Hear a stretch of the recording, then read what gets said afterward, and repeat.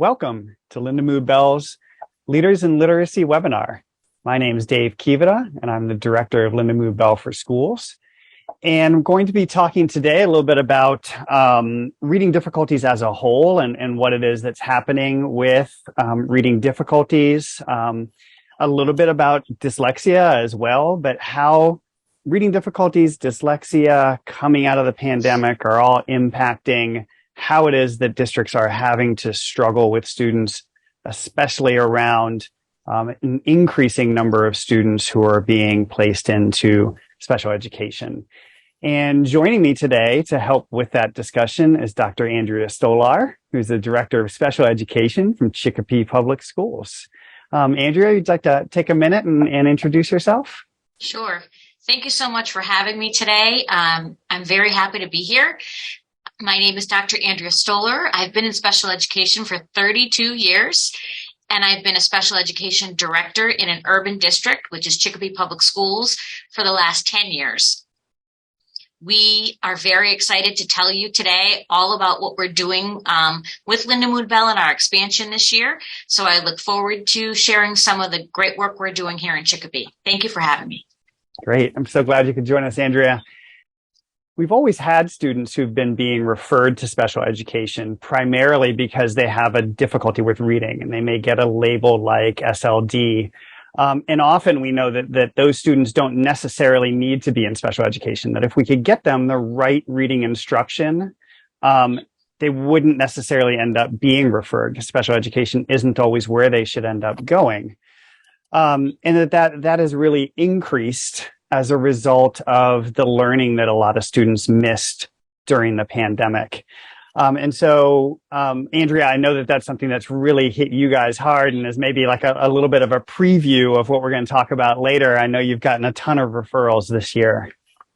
Yes. Great. Okay. And so if we dive into what we're going to talk about overall, we're going to start off the conversation talking a little bit about what is causing some of these reading difficulties for students and how we can begin to apply a theoretical model to address those reading difficulties. We'll talk a lot about what the sensory cognitive functions are that underlie students' reading. Particularly, I want to discuss how Andrea and Chicopee are introducing that sensory cognitive instruction into their district, and particularly discuss how they're applying job-embedded professional development to help teachers be able to take the knowledge that they're gaining in initial workshops and apply it in real time over the course of the year as they're working with students. So we'll start really big picture first and talk just generally about what it is that's happening with students when they're struggling with reading. And historically, when folks think about struggling readers, whether they're classified as students with dyslexia or not, the focus has really been about recognizing that there's a phonological component of language and focusing on that phonological component as the primary reason why students are struggling with learning how to read. And so in response to that, folks have really geared a lot of reading programs around extensively and deeply focusing on phonology. The challenge is that we at Lindamood-Bell discovered this ourselves. When we were first founded over 30 years ago, we were very heavily invested in designing and implementing a program that focused very heavily on phonemic awareness, specifically on developing students' articulatory feedback so they could feel sounds as a way to underlie phonological awareness and then tie that phonological awareness ultimately to letters. The challenge was that by going through that process of developing articulatory feedback, we saw great gains in terms of students' phonological awareness and their phoneme awareness and their ability to then sound out words on the page as long as those words played fair.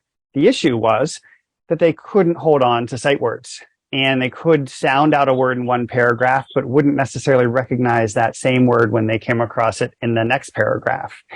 And so we realized through conducting and participating in a lot of research that thinking about students' struggles with reading as being primarily phonologically based may be somewhat overly simplistic. right? That research really does show that there's a sensory cognitive function of symbol imagery that's necessary for bridging the phonological and orthographic components of reading. And so we want to talk a little bit about what symbol imagery is, but I think, the important piece to hold on to here is that symbol imagery really does concurrently address both the phonological and the orthographic components of reading, right? And that by bridging those two pieces together, we can make some really significant gains for students who are struggling with reading, whether they're classified as students with dyslexia or not. And so, Andrea, I know you've had some coffee today. So I'm going to challenge you right off the bat by showing you a word. It's not even a real word, just a complete nonsense word. And if I show Andrea this word for a second and then I take it away, so she can't see it anymore, I could still say to her, Andrea, what did that word say? Lisp. Flisp. Excellent. And when you say flisp, Andrea, now I can ask some questions to her to see how well she's holding on to it, even though she can't see it anymore. Andrea, what'd you picture for your third letter in flisp? I. An I. Great. What sound did I make? Eh. Yeah, excellent. If we erase the I and we change it to an A, what would that word say? Flasp. Flasp. Nice job. Can you still picture all those letters in your mind, Andrea? Yep. Excellent. What if we switch the last two letters around? What would it say now? Flasp. Flaps. Excuse me. Flaps. Nice. I like how you fixed that. That was great. I had to actually close my eyes and picture it. I really did. That's excellent. And that is, and what Andrea is doing is developing that ability to A, picture the letters in her mind, and then B, compare it to a change that I had asked her to do. And that's critical. That ability to hold and compare, right, is what students need to be able to do when they're making mistakes. And then they need to be empowered to recognize that they can fix those mistakes themselves, right? So that's good symbol imagery, is that ability to hold on to letters in their minds. And as you all can picture, that ability is really key to students' ability to learn how to read accurately and fluently on the page. So symbol imagery really is the mental imagery for sounds and letters within words, and it's a sensory cognitive function for both orthographic and phonological processing. And when we think about a diagram that lots of folks are very familiar with, which is Scarborough's reading rope, can think about how that symbol imagery skill that we were just talking about really relates down to that word recognition area, right? Good symbol imagery and phonemic awareness underlies students' ability to work on those initial pieces of the rope, right? And as they begin to intertwine, be able to do those activities more and more automatically. Less attention has really, and so again, we have paid tons and tons of attention, especially around state mandates on students with dyslexia and focusing on word recognition. There's been less focus on the language comprehension piece of reading, right? And to the extent that there's been a recognition that, yep, students need well-developed vocabulary, they need background knowledge, they need verbal reasoning. The good question to ask is, how do they develop the underlying cognitive function that will help them be able to do all of those tasks, right? If we know symbol imagery and phoneme awareness are the underlying cognitive functions for word recognition, what's the underlying cognitive function for language comprehension? Right? And we think about Scarborough's reading rope. We also think about it we tend to think about it and talk about it as a language processing spectrum, right? That ranges from students who have a weakness in symbol imagery, who will struggle with decoding, and so might be classified as students with dyslexia, or just students who are struggling with reading. And at the other end of that, we've got students who struggle with a different type of imagery, not the ability to hold on to those letters in their mind, but to be able to hold on to pictures for the language in their mind. And that's what's called good concept imagery. And if you struggle with concept imagery, you're likely to struggle with both reading and oral language comprehension. At the far end of that spectrum might be students with autism, many of whom are hyperlexic, so they can't decode, they can decode, but they can't comprehend what they just decoded, right? And then you've got students who are sprinkled throughout that language processing spectrum with varying degrees of strengths and weaknesses. And I wanted to take a quick minute to dive a little bit more into the theory that underlies all of this discussion, right? And that's the dual coding theory, which is a theory of cognition created by a gentleman named Alan Pavio dual coding theory is one of the strongest, is recognized as one of the strongest candidates for a unified theory of literacy. And Alan Pavio was the gentleman who came up with the dual coding theory. And he talked about cognition, or our ability to understand things, is directly related to the extent to which we can integrate language and imagery together, so that as words are coming in, whether I'm reading them off the page or someone's talking to me, I can create pictures for that language in my mind. And someone else, Andrea, can understand me to the extent that I can take the pictures that are in my mind, use words to describe them sufficiently that she can create those same pictures in her mind. And that we have to understand that individuals are going to vary widely in terms of their ability to access that type of imagery. And so concept imagery really is what helps students create. I tend to call it a kind of a movie in your mind for language as it's coming in. Nancy Bell likes to talk about how it's a gestalt, or the whole. And it is what prevents language from coming in one ear and going out the other. And that concept imagery really is crucial to all of these different things that we want students to be able to do, right? They need to be adept at not just written language comprehension, but also oral language comprehension, critical thinking and problem solving, the ability to follow directions. I think about these next two as really crucial. We spend an enormous amount of time in school focused on writing, but oftentimes less focused on developing the underlying verbalization that students need in order to write, right? First, you can't expect them to write a good main idea if they can't verbalize a good main idea to you. And they can't verbalize a good main idea to you unless they can picture what the main idea of the story is. Social situations, cause and effect. I also think a big one that's not listed on here is attention. Often students are recognized as having an attention issue. The reason often that they don't pay attention in class is because they don't understand what's going on, right? So they may not actually have a separate attention issue. It's simply that they can't conceptualize what's going on in the class, so they aren't, quote unquote, paying attention, right? So big picture, that's how we think about the difficulties that underlie students' ability to learn how to read. And that can be a challenge that they may have always had, or it can be a challenge that gets exacerbated by something like schools shutting down and students not having access to instruction that'll intentionally and systematically develop those sensory cognitive functions. And so, Andrea, you're sort of living in a world in which you're seeing a lot of students who have not gotten that type of intentional and systematic instruction. So maybe you can talk a little bit about some of the challenges that you're facing.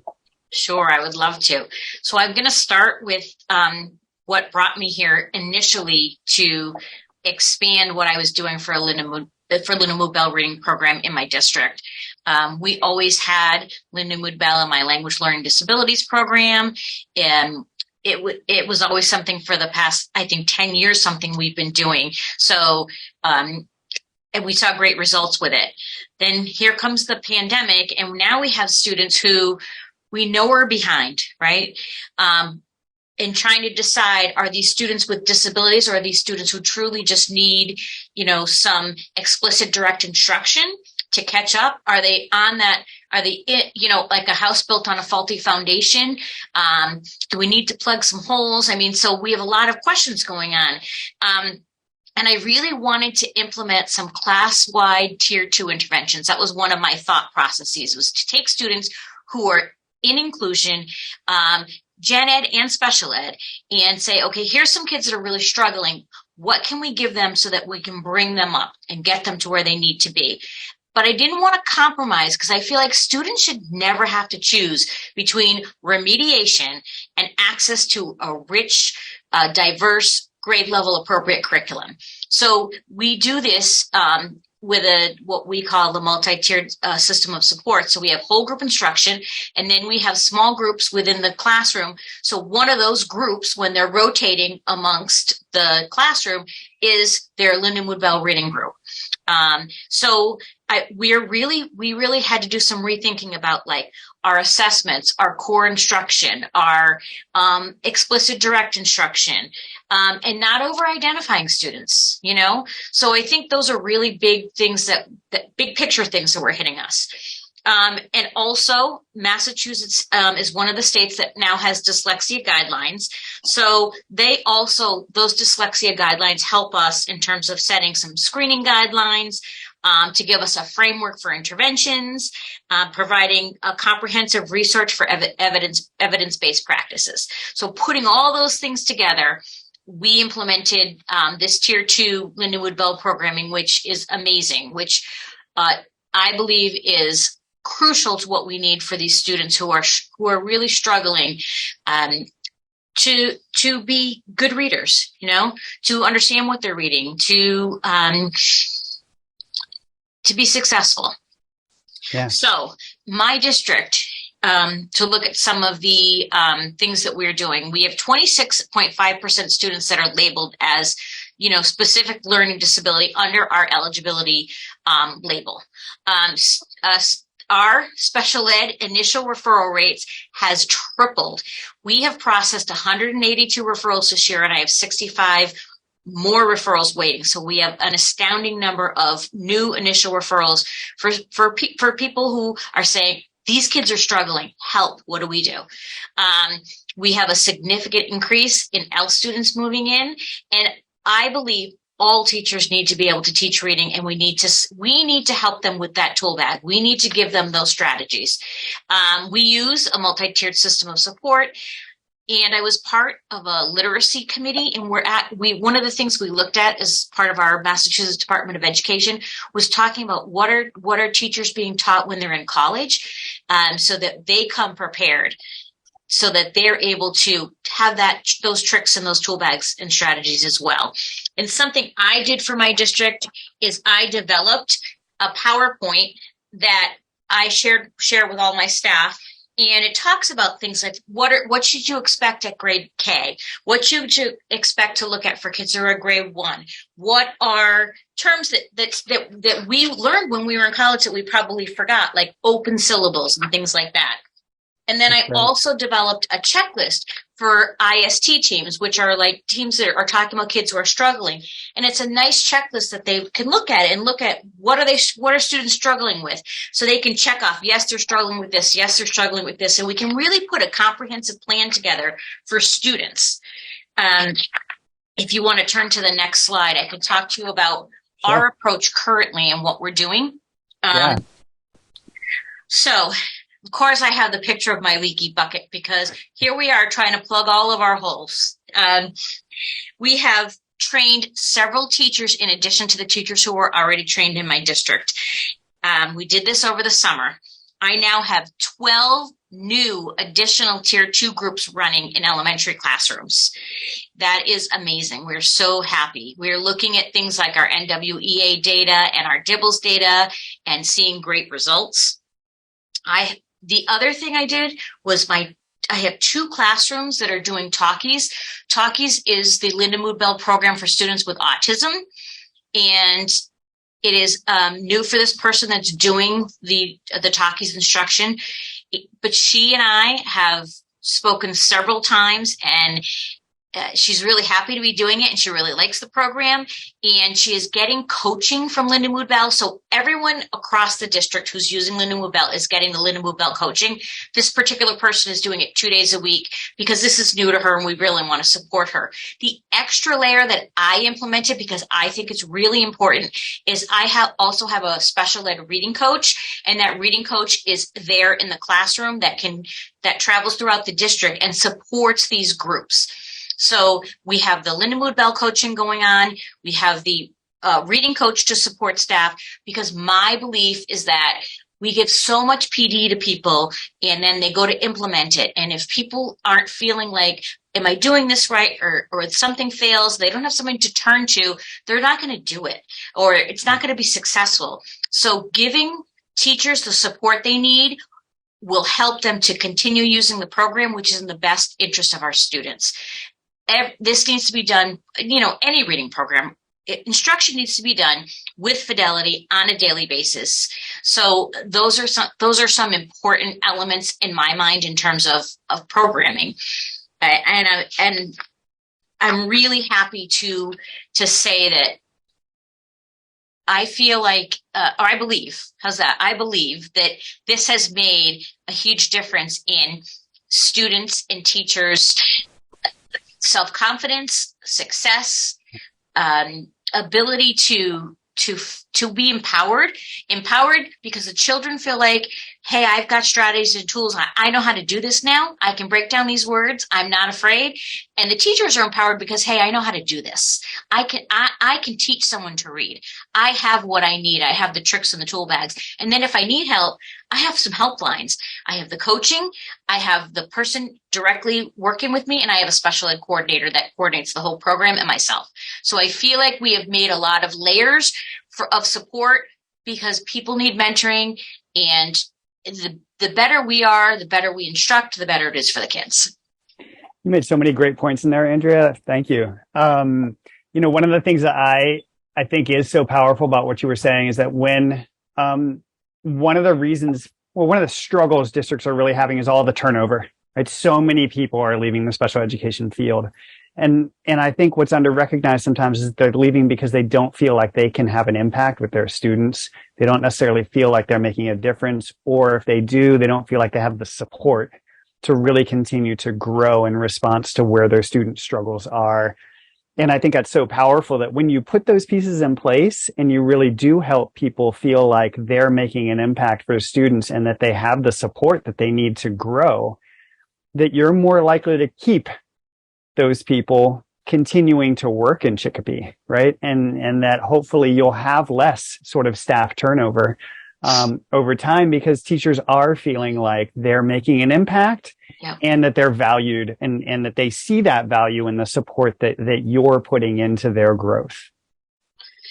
I wanted to add one more thing that when visiting classrooms, I also have students, I have a moderate needs program. So students with moderate disabilities that have intellectual impairment, they are using a curriculum. I have bought a program for a true curriculum because the gen ed curriculum is a little different for these students. So we actually have a curriculum now for our students in our moderate needs classroom. And when I was visiting, I was so impressed to see that they were taking this program and using the Seeing Stars program and taking words and vocabulary words and implementing it. It was the greatest mesh of using a curriculum and using a reading intervention I have seen. I was so impressed with, I have 3 teachers there and they're all doing it. So it was impressive to see.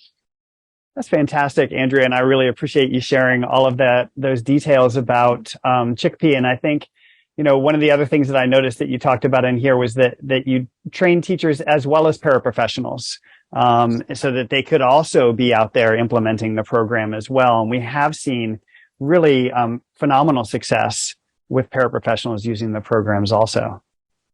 In a little bit of what was so exciting to hear you talk about, Andrea, was that the professional development model, that sort of ongoing job embedded PD model, really aligns with what the research shows that teachers need, right? The teachers do need the opportunity to have and observe really good lessons, co-teach with an expert, and then get feedback on their teaching over time. And so the model that Andrea is describing is that Lindamood-Bell provides virtual job embedded PD. So it's over Zoom, and our consultants are live in the session to model lessons, co-teach with the teacher, provide feedback.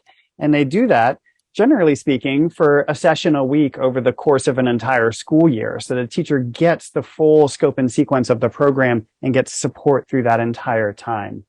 And Dave, can I add something? Another piece to that is that then we all meet, the teachers included.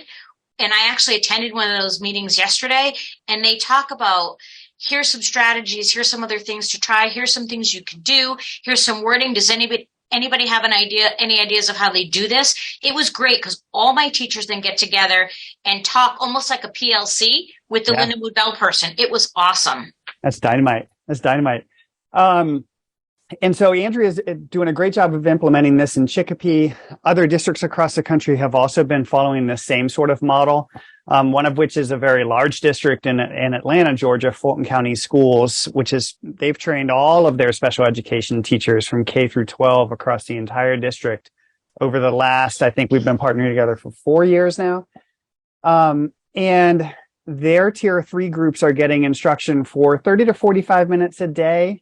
It varies by school. There's lots of challenges that the district faces around attendance and around getting group sizes to 5 students or fewer, things that we would like to see. And yet when they looked at their iReady results, they were really excited last year to see how much growth their students were making. At the start of the year, in particular, I like to look at the number of students who were on level. At the start of the year, they had only 28 of their special education students who were on level. And by the end of the year, they had 182 of those kids on level. And that's really dramatic, because if we know that most of the students in special ed, or the largest proportion of students in special ed, are, as you described earlier, SLD students, right? And the primary reason students get labeled with SLD is because they struggle with reading. Then if I'm getting 182 of my kids on level with reading, that means I can start to have some conversations about, do these kids need to be in special education anymore? In aggregate, the kids met 130% of their typical growth, 60% of their stretch growth. That's the growth they need to close gaps.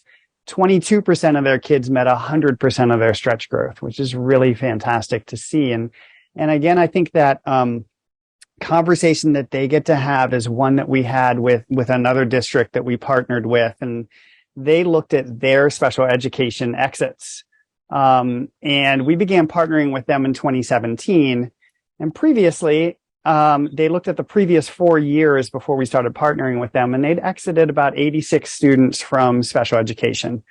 And they then started implementing the Seeing Stars program for students struggling with decoding, visualizing and verbalizing for students struggling with language comprehension and critical thinking. And by doing so, they, over those next 4 years that they started implementing intentional and systematic Lindamood-Bell sensory cognitive instruction, they exited 226 kids from special education. So a huge jump in the number of students who were now becoming proficient in reading and comprehension and able to exit from special ed. And I'll close just by talking a little bit, we talked at the outset about students with dyslexia.